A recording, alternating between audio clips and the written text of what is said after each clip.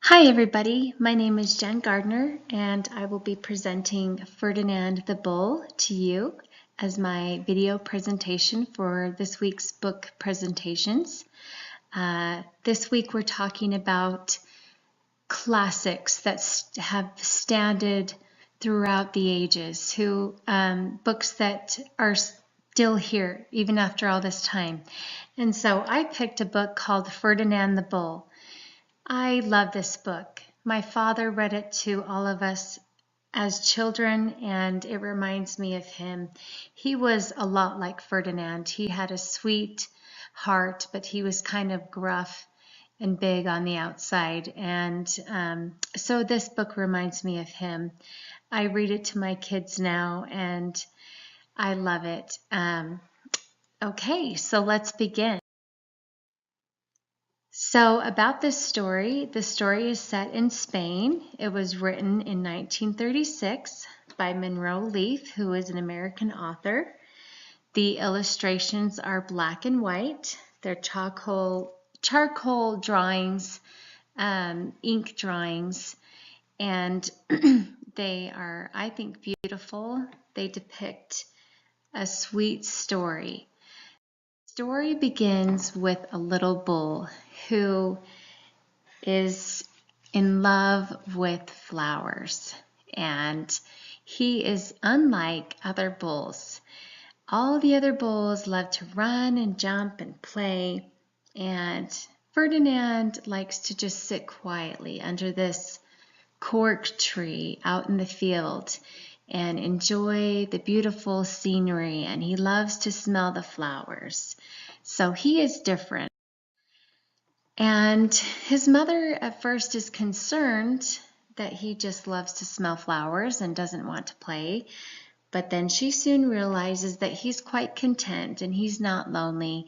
And so she just lets him do as he will. And he grows up. And even when he is growing up to be a big, strong, fierce bull, on the outside, he still is really sweet and still loves to be out in that pasture, smelling the flowers and relaxing.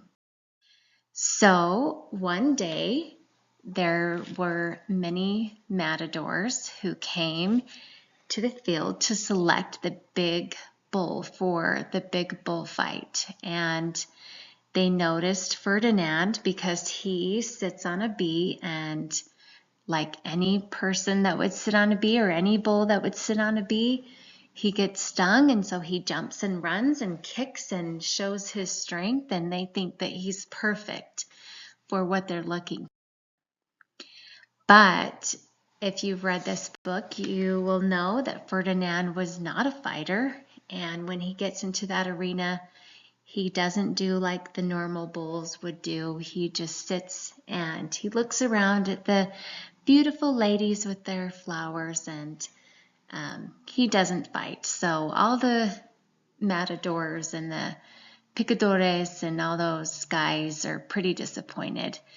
And so they take Ferdinand back to the field, and they realize that he is just a sweet bull. He's not a fighter. He's a lover of beauty, a lover of flowers, and a lover of being serene and content. So, the artwork is just really nice and pretty. The pictures are, I think, drawn very well, and I love the story. It's very sweet, simple story, but it's has a good message about how it's okay to be yourself, and it's okay if, even though others might think you can do the same thing that everybody else does, it's okay if you want to be different. So the author, Monroe Leaf, he wrote over 40 books, but this is his classic, and this is kind of the one that stood out. And what's interesting that I found out is that he wrote this book in less than an hour, and he just wrote it on a yellow notepad, and yet that's the one that is the most famous. So kind of interesting about him. And then the illustrator, Robert Lawson, He was also an American writer and an illustrator. And other works that he did, he illustrated for Mr. Popper's Penguins, Ben and Me, They Were Strong and Good, and Rabbit Hill. So, so he did other works as well.